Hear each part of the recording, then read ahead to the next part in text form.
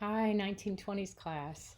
Um, so we're meeting virtually today, and our topic is the Great Mississippi River Flood of 1927, which is not a subject I exactly know by heart, so I do have to look at my notes some. Most of what I've come up with for this lecture is based on this book, Rising Tide by John M. Barry. I think I've mentioned it to you before. And he's also really well known lately because he also wrote the great book that people talk about a lot on the Great Flu Epidemic of 1918, 1919. I've been actually meaning to read that. He's very thorough, as you'll see. I will try to remember to put an outline of this lecture, a brief outline, on your blackboard too. And let's see.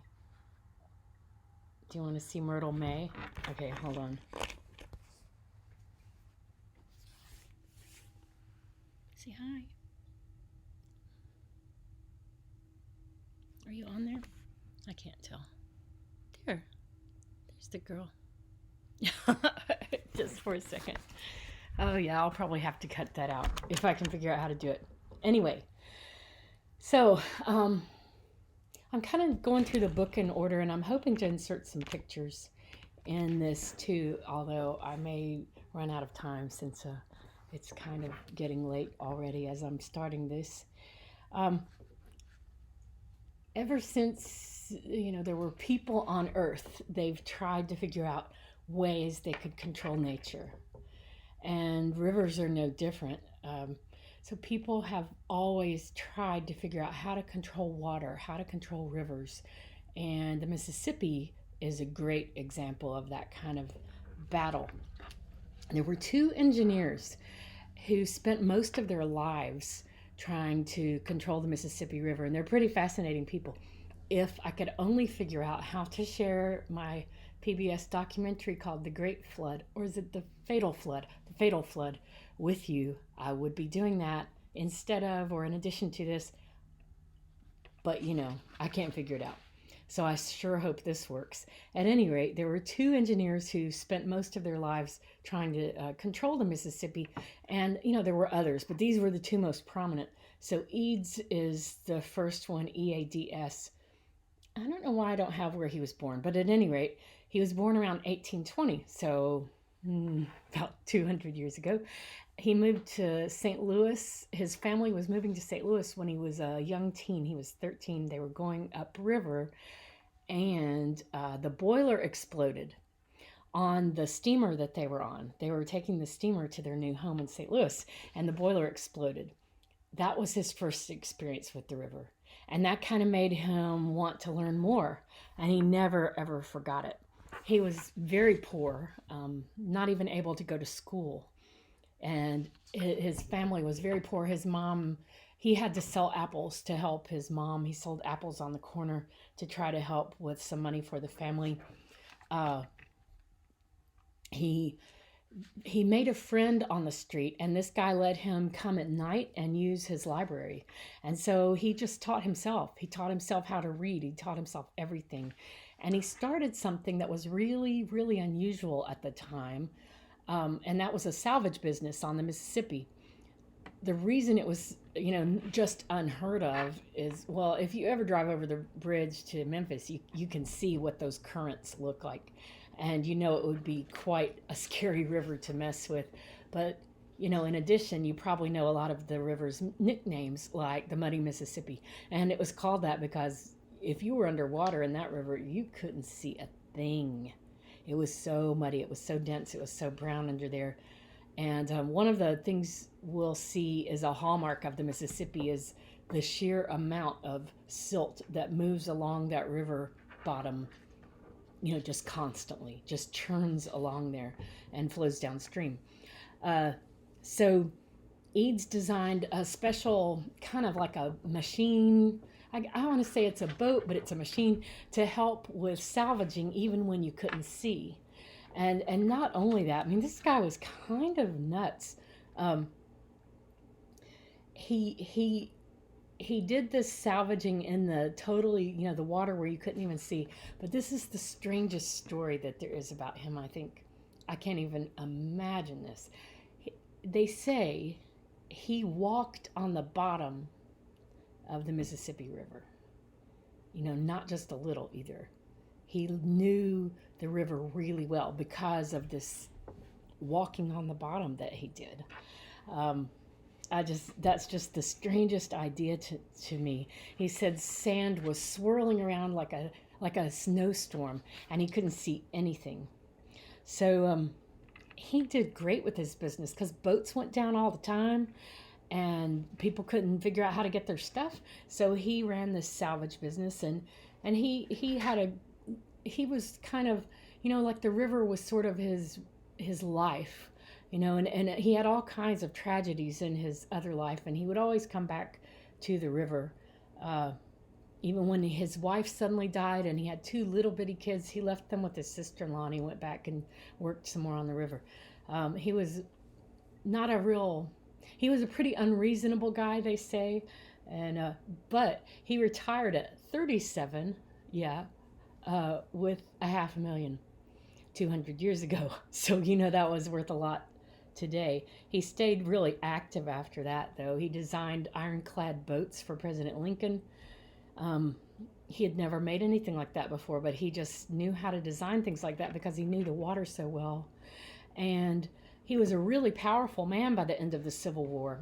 They say he knew more about the Mississippi than any person who had ever lived.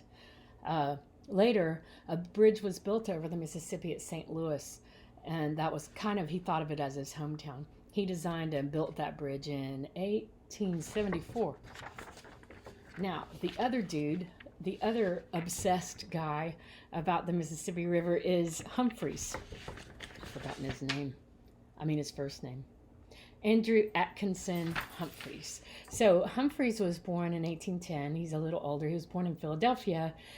But the key thing about his young life is he went to West Point, which, today we mainly associate with the Army, right? But at that time, 200 years ago, it wasn't just the U.S. Army exactly. It was run by the Army Corps of Engineers. I didn't know that.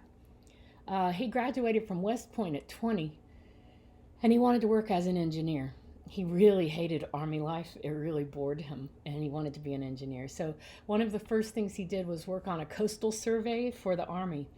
And he did that kind of thing for a long time, just surveying the waters, seeing where everything was. At age 40, in 1850, he got a job with them. I suppose it was with them. Well, it was authorized by Congress, so yeah. He got a job to survey the entire lower Mississippi River. And this was, a quote from the Berry book is, "This was by far the most important work of its kind ever conducted anywhere at the time in the world." Sorry, typo. Okay, so until the 1830s, so for a short time, West Point totally dominated American engineering. You really couldn't find engineers if they hadn't graduated from West Point. It was the only academic place that you could train as an engineer. By the way, I think it's interesting. These guys, Humphreys and Eads, really despised each other. And later, Humphreys criticized Eads' bridge at St. Louis. He said it was not good enough to be there, and he tried to get the Army to actually knock it down. They didn't, but he tried to get them to. So now the Mississippi obviously is a very long river, and it's very muddy. We've established that. It's very hard to see in, and there's a great amount of turnover of the silt or the sandy soil that's at the bottom of that river. The whole lower Mississippi is really, a great amount of it is below sea level. So, until I read the book, I hadn't really thought about it that way. Obviously, when we've had great floods in the 2000s and the late 1900s, we've seen that a lot of the lower delta still to this day gets flooded. But at any rate, They say somewhere between several 100,000 and several million tons of sediment a day washes into the Gulf of Mexico at the end of the Mississippi. And so it's a wild river and it's random. And there are different approaches you could use to trying to, uh, I won't say tame the river. I don't think you can do that, but to protect the people that live near it. So one thing would be a levee system. A levee system would confine the river and basically close its natural outlets like different swamps. The idea is that this action will deepen the river at the bottom and it will lower your risk of flood. I don't know. I never have quite gotten that logic, but then I'm not an engineer. Uh, the opposing strategy, and that was more favored by Eads, the opposing strategy was to provide a great number of outlets off the river and let it run. That was what Humphreys thought you should do. And yeah, so they were kind of contradictory. And their struggle became very personal and very bitter. They really fought over this, and they were the two men who knew the most about the river, in the world. So Eads wanted to build jetties out into the river's channels, and what he was really known for, though, was he wanted to build cutoffs. And a cutoff is like if you have a bend, if the river goes around like this, and you cut off that bend, and you make the river flow straighter. And so if you make the river flow straighter, then it makes it also go faster, and it makes it get deeper. So it does both of those things. And that's what Eads really wanted to do, make the river straighter and faster. Nobody thought that was the right thing to do. He contradicted, of course, Humphreys, but also the United States Levee Commission and the entire Corps of Engineers. Nobody thought that this was what you should do. But in 1875, he began to work on his jetties.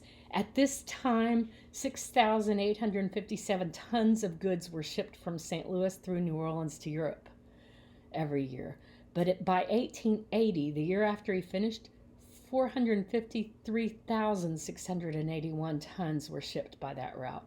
So New Orleans rose from being the 9th largest port in the country to the 2nd, the only behind New York. And by 1995, New Orleans was the greatest port in terms of volume. And so both Eads and Humphreys opposed outlets and reservoirs. They didn't like the idea of those, and it's too complicated for a non-engineer like me, I think, to try to get into that. But again, Eads liked this idea of cutting off bends in order to straighten the river, and he was really working. He really wanted to work on that, but it was kind of hard because some of the other main guys opposed him, and what they ended up basically embracing, after a lot of disgruntlement, what they ended up basically embracing was a levees only policy. And so the weird thing is both these guys opposed a levees only policy. They thought if all you did was build levees up the sides of the river to contain it in the case of a flood, that was going to make it straighter and faster, which it seems to me that's what they just said they wanted to do a minute ago. At any rate, they said the erosion of all the soil would be too rapid, and that wouldn't be a good idea. For some reason, the U.S. Levee Commission, though, decided that was the right way to go, and so they kept just having to build the levees higher and build them higher and build them higher, and then every time there was a flood, the river would come up higher and then they'd have to build the levee higher again, and it just kind of snowballed like that. And eventually, they also started closing off or trying to close off a lot of the natural outlets into the Mississippi. Like they created so much mess, honestly.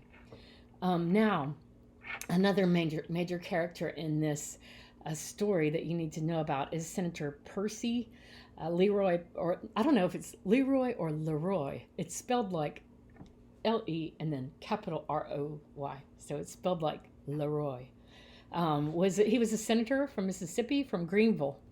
Greenville was known then as the Queen City of the Delta. I've been there. I think I've been to a blues festival there. Occasionally I get Greenville and Greenwood confused, but I'm pretty sure it's Greenville. I've been to the Mississippi Delta Blues Festival, I believe. Senator Percy had grown up in the Delta, well, clearly, and he had this sort of idealized vision of what it should be like, what it was like. And so around 100 years ago, at the outbreak of World War I, it's hard to picture this, but the Delta was still kind of like the Wild West. The Delta, a lot of it was still wilderness. There were bears invading cornfields and wolves eating livestock, and it wasn't heavily settled, really. It didn't have a lot of churches. It didn't have many schools, and it had a lot of drinking, despite most of the areas being under prohibition, and a lot of violence. And this was a quote that was interesting, I thought, from the Barry book. Where did it start here?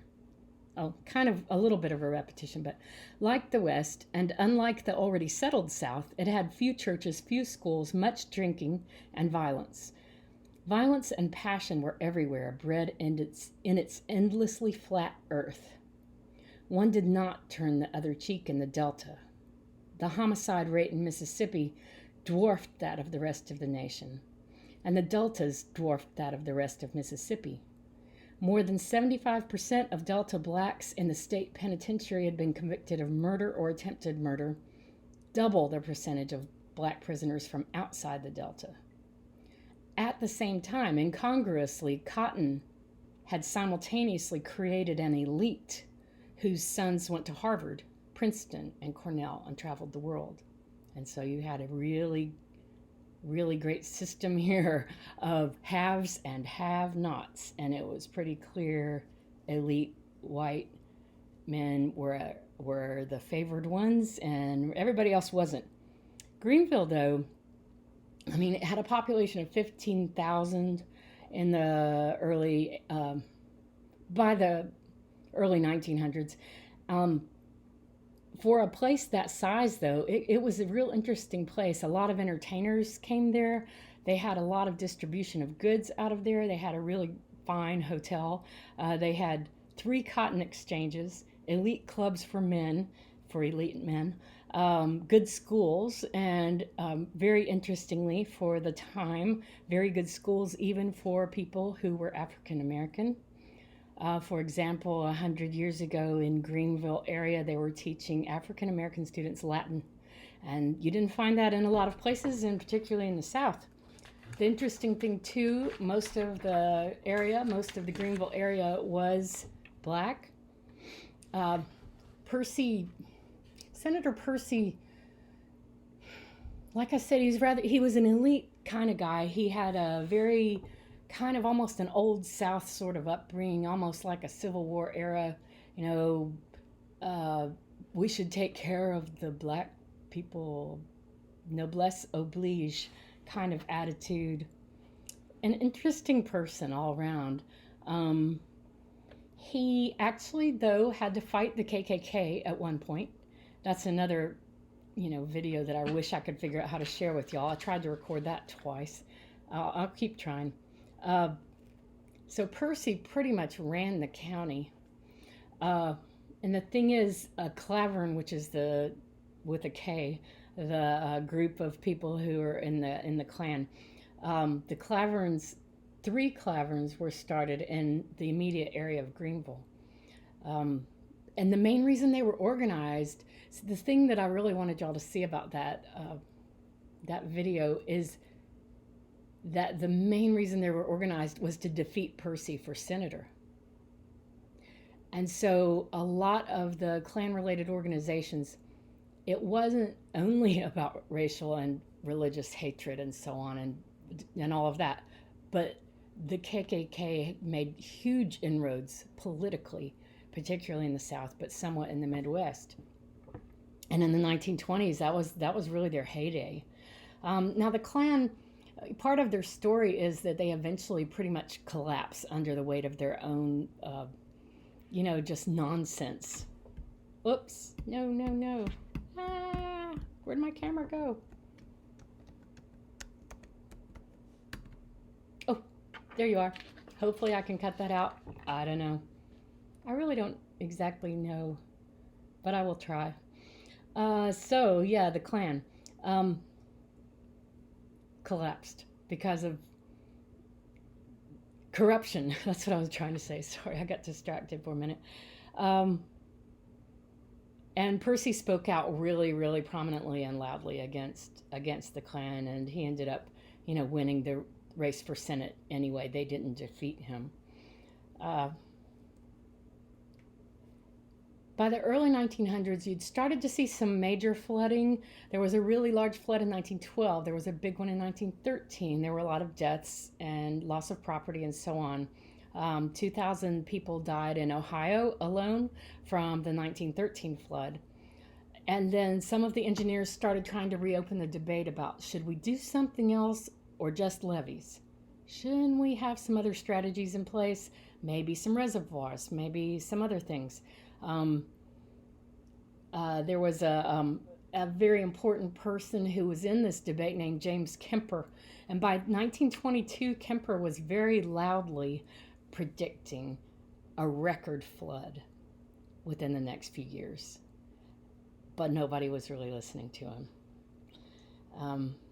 So levees are interesting. I haven't ever lived near one. I've driven near them, and I haven't even ever walked on one, but I've seen people walking on them. It's like, there's officially different parts of it, but though I always think of it like a giant gradual mound that tries to protect the neighboring lands from flooding, from the effects of flooding. The interesting thing about levees, though, or one of the interesting things, is that they're just made out of dirt. Usually they would have Bermuda grass growing on them, but that was all because you didn't want to have plants or anything. Otherwise, you couldn't see if there was a problem, if the levee was starting to fail or something like that. The thing is, if you lived on one side of the river and somebody that you didn't like lived on the other side of the river, well, you would hope that the levee would be weaker on their side, And so people were known to dynamite strategically, trying to save their property, their town, their lands. And, it worked sometimes for sure. So,